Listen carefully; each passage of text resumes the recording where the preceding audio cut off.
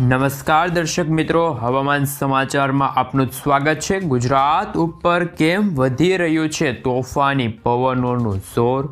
કયા કયા વિસ્તારોમાં સક્રિય બની છે નવી વાવાઝોડાની સાથે લો પ્રેશર ડીપ ડિપ્રેશનવાળી વરસાદી સિસ્ટમ?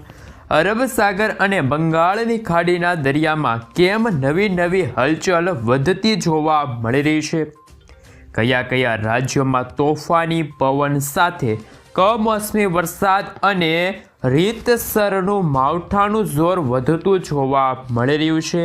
તોફાની પવનોની સાથે સિસ્ટમની દિશા કઈ દિશા તરફ હાલ આગળ વધી રહી છે?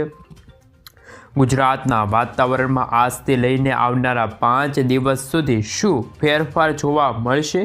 ગુજરાતના કયા કયા વિસ્તારોમાં ગાજવીજ સાથે આંધી તુફાન સાથે ઠંડીના પ્રમાણની અંદર વધારા સાથે માવઠાની આગાહી કરવામાં આવી છે।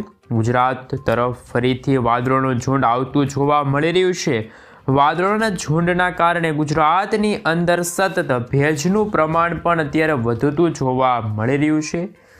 ખાસ કરીને મિત્રો, ગુજરાતની અંદર આવનારી 5 દિવસની અંદર શું કરવામાં આવી છે નવી નક્કોર આગાહી તમે લાઈવ જોઈ શકો છો। અત્યારે બંગાળની ખાડીના દરિયામાં એક મજબૂતથી લઈને તોફાની નવું લો પ્રેશર બનતું જોવા મળી રહ્યું છે। અત્યારે લો પ્રેશર સિસ્ટમની તીવ્રતા ભયંકર સ્વરૂપની અંદર ફેરવાતી જોવા મળી રહી છે।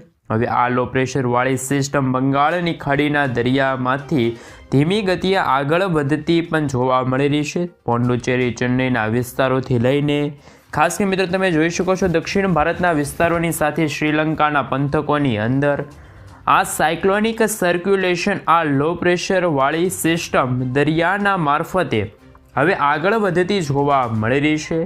હવે આ લો પ્રેશરવાળી સિસ્ટમ ધીમી ગતિએ ડીપ ડિપ્રેશનની અંદર પરિવર્તિત થતી જોવા મળી રહી છે, જેના કારણે બંગાળની ખાડીના દરિયાઈ કાંઠાના પંથકોની અંદર જેમાં થાણવડ, ભુવનેશ્વર, અલ્હાબાદ, નાગપુરના વિસ્તારો, વિશાખાપટ્ટનમના વિસ્તારથી લઈને હૈદરાબાદના વિસ્તારો, બેંગલુરુ, બેંગલવીના વિસ્તારની અંદર મદુરાઈના વિસ્તારોથી લઈને બંગાળની ખાડીના સંપૂર્ણ વિસ્તારોમાં ગાજવીજ, આંધી તુફાન સાથે પવનની તીવ્રતાની સાથે તોફાની પવનોની સાથે ઠંડીનું જોર અત્યારે હાલ દક્ષિણ ભારતના સંપૂર્ણ વિસ્તારોમાં ભયંકર ઠંડી પડતી જોવા મળી રહી છે।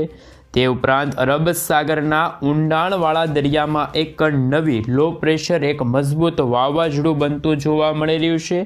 સાથે અનેક પ્રકારની લો પ્રેશર સિસ્ટમો અત્યારે હાલ દરિયાની અંદર સક્રિય બનીને આ વિસ્તારોમાં સતત ભારે જોર વધતું જોવા મળી રહ્યું છે। અને મિત્રો, જેને લઈને હવે આ સિસ્ટમની દિશા ભારત દેશ તરફ દર્શાવવામાં આવી રહી છે અને સિસ્ટમની દિશા ભારત દેશ તરફ દર્શાવવામાં આવતી હોવાના કારણે બંગાળની ખાડીના વિસ્તારથી લઈને અરબ સાગરના વિસ્તારોમાં 120થી લઈને 130 કિલોમીટર પ્રતિ કલાકની ઝડપે તોફાની પવનો ફૂંકાવાની શરૂઆત થતી જોવા મળી રહી છે। સીધા જ પવનોની અસરો ભારતના અનેક રાજ્યો ઉપર જોવા મળી રહી છે, જેમાં પણ ગુજરાતના દરિયાઈ કાંઠાના વિસ્તારોમાં તોફાની પવનોની અવરજવર વધતી હોવાના કારણે 60થી લઈને 65 કિલોમીટર પ્રતિ કલાકની ઝડપે ગુજરાતના દરિયાઈ કાંઠાના વિસ્તારોમાં, જેમાં દક્ષિણ ગુજરાતના, સૌરાષ્ટ્રના દરિયાઈ કાંઠાના વિસ્તારો, કચ્છના વિસ્તારોમાં અત્યારે હાલ તોફાની પવનોની લહેરો ઉઠતી જોવા મળી રહી છે। સાથે જ ગુજરાત ઉપરથી વારંવાર સ્ટોફ લાઇન લંબાયેલી હોવાના કારણે તમે જોઈ શકો છો એક સ્ટફ લાઇન સૌરાષ્ટ્રના વિસ્તારોમાંથી બીજી એક મજબૂત સ્ટફ લાઇન કચ્છના વિસ્તારો સુધી, હાલ મધ્ય ગુજરાતના વિસ્તારો સુધી, આમ 2 શિયર ઝોનનો પટ્ટો પણ અત્યારે હાલ ગુજરાત ઉપર બનતો જોવા મળી રહ્યો છે। શિયર ઝોનના પટ્ટા ગુજરાત ઉપરથી પસાર થતા હોવાના કારણે ગુજરાતના ભિન્ન જિલ્લાઓની અંદર ટેમ્પરેચર 12 ડિગ્રીથી લઈને 18 ડિગ્રી સેલ્સિયસ સુધીનું ટેમ્પરેચર છે ગુજરાતના ભિન્ન જિલ્લાઓમાં જોવા મળી રહ્યું છે। સાથે વાદળોના ઝુંડ અત્યારે હાલ ઘેરાતા પણ જોવા મળી રહ્યા છે। ગુજરાતની અંદર હાલ તમે જોઈ શકો છો કે ફરીથી વાદળોનું ઝુંડ છવાતું જોવા મળી રહ્યું છે। ઘોર અંધકારની સાથે ગુજરાતમાં હવે વાદળોના ઝીણી અને ખાસ કરીને મિત્રો ભેજનું પ્રમાણ પણ અત્યારે સૌરાષ્ટ્રના વિસ્તારો કચ્છની સાથે દક્ષિણ ગુજરાતના વિસ્તારોમાં દિવસના રોજ ખાસ કરીને ભેજના પ્રમાણની અંદર વધારો થઈ રહ્યો છે. ભેજના પ્રમાણની અંદર વધારાના કારણે હાલ મિત્રો ઠંડીના ચમકારાની અંદર પણ દિવસે ને દિવસે વધારો થતો જોવા મળી રહ્યો છે, જેમાં સૌરાષ્ટ્રના અનેક પંથકોની અંદર જેમાં લાઈવ તમે જોઈ શકો છો બોટાદ, ગઢડાના વિસ્તારથી લઈને જસદણ, બાબરાના વિસ્તારથી લઈને ભાવનગરના દરિયા કિનારાની સાથે સોનગઢ, પાલિતાના, અમરેલી, કુંડલાના વિસ્તારથી લઈને ખડસલિયા, તળાજા, મહુવાના વિસ્તાર, રાજુલા, તુલસીશ્યામ પંથકોની અંદર, ધારીના વિસ્તારોની અંદર, વિસાવદર, વેરાવળ, કોડીનાર, ઉના પંથકની અંદર, કેશોદના વિસ્તાર, કચ્છના લાગુ વિસ્તારની અંદર તમે જોઈ શકો છો જૂનાગઢ, જેતપુરના વિસ્તારોમાં, ઉપલેટા, ખાસ કરીને મિત્રો કુતિયાણા લાગુના વિસ્તારની અંદર, પોરબંદરના વિસ્તારની અંદર પણ, ભાણવડ પંથકોની અંદર ખાસ કરીને મિત્રો તમે જોઈ શકો છો ખંભાળિયા, લાલપુર, જામનગરના વિસ્તારોથી લઈને દરિયાઈ કાંઠાના વિસ્તારોમાં, ઓખા બંદર, દેવભૂમિ, દ્વારકાના વિસ્તારોની અંદર, ઉત્તરીય સૌરાષ્ટ્રની અંદર ખાસ કરીને મિત્રો તમે જોઈ શકો છો મોરબીની સાથે સુરેન્દ્રનગર, લીંબડીના વિસ્તારોમાં, વાંકાનેર લાગુના વિસ્તારની અંદર તમે જોઈ શકો છો મોટા ફેરફાર વાતાવરણમાં થતા જોવા મળી રહ્યા છે. સૌરાષ્ટ્રના દરિયાઈ કાંઠાના વિસ્તારમાં તોફાની પવનોની અવરજવર વધતી જોવા મળી રહી છે અને તોફાની પવનોની સાથે સૌરાષ્ટ્રના 14 ડિગ્રીથી લઈને 20 ડિગ્રી સેલ્સિયસ સુધીનું ટેમ્પરેચર છે એ ભિન્ન ભિન્ન જિલ્લાઓમાં દર્શાવવામાં આવી રહ્યું છે.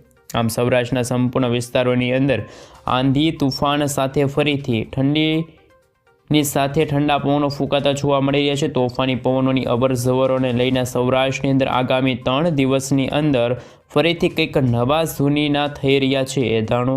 આ સાથે મિત્રો તમે જોઈ શકો છો દક્ષિણ ગુજરાતની અંદર વાદળછાયું વાતાવરણ અત્યારે હાલ છવાયેલું જોવા મળી રહ્યું છે અને હાલ વાદળછાયા વાતાવરણના કારણે દક્ષિણ ગુજરાતની અંદર આમોદના વિસ્તારોથી લઈને રાજપીપળા, ભરૂચ પંથકોથી લઈને સુરતના દરિયાઈ કાંઠાના વિસ્તારોની અંદર, સાથે સાથે વ્યારાના વિસ્તારોની અંદર, આહવાથી લઈને વલસાડથી લઈને નવસારી, ડાંગર, તાપી, આ સાથે મિત્રો તમે જોઈ શકો છો દક્ષિણ ગુજરાતના વિસ્તારોની અંદર પણ ફરીથી વાદળોના ઝુંડ ઘેરાતા જોવા મળી રહ્યા છે. અને આમ તો મિત્રો દક્ષિણ ગુજરાતના વિસ્તારોની અંદર પણ સતત મોટા ફેરફાર આવતા જોવા મળી રહ્યા છે. આ જ કારણે અરબ સાગરમાંથી ફૂંકાતા તોફાની પવનોની સાથે ગુજરાત સાથે આ પવનો અથડાતા જોવા મળી રહ્યા છે, જેને લઈને અત્યારે હાલ ભિન્ન ભિન્ન વિસ્તારોની અંદર નવી સિસ્ટમો છે અત્યારે સક્રિય બનતી જોવા મળી રહી છે. અને બંગાળની ખાડીના દરિયામાં એક લો પ્રેશર સિસ્ટમ, ઊંડાણવાળા દરિયાની અંદર એક લો પ્રેશર અને બંગાળની ખાડીમાં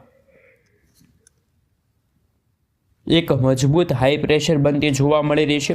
આમ મિત્રો અનેક પ્રકારની સિસ્ટમોને લઈને દેશના અનેક રાજ્યોમાં મોટા ફેરફાર, ઠંડીના ચમકારાની સાથે અત્યારે તમે જોઈ શકો છો વાતાવરણની અસ્થિરતા જોવા મળી રહી છે.